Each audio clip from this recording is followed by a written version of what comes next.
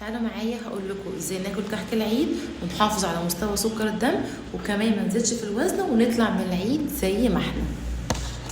اول حاجه الكحك مش وجبه اساسيه، ولا ينفع ان احنا نصحى من النوم في اول يوم العيد ناخد كوبايه الشاي مع كحك. هنفطر عادي جدا توستيه او ربع رغيف مع معلقتين جبنه مع خيار، وهنحلي بالكحك بعد الفطار مع كوبايه الشاي. تاني حاجه لازم نكون اذكياء في اختيارنا للكحك. ابعدوا عن الكحك اللي عليه سكر، بلاش منه، وكمان اللي مليان ملبن لان دوت سعراته كتير وبيرفع سكر الدم. وهنروح للكحك اللي مليان مكسرات اللي بالرغم ان هو سعراته عاليه الا ان المكسرات اللي فيه مش هتخليه يرفع سكر الدم بسرعه. احنا لسه طالعين من الصيام، فارجوكم هنستمر، هنعمل صيام متقطع 14/10، هناكل في خلال 10 ساعات. ومهم جدا ان في كل وجبه ان احنا نزود من البروتين والالياف ونشرب ميه كتير.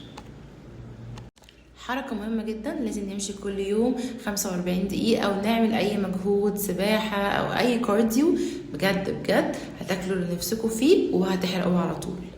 هنشرب مية كتير قوي قوي، وكمان هنشرب كوباية مية قبل الوجبة الاساسية مع معلقة خل تفاح، هتفرق معانا جدا في اللي هيعملوا الكحك.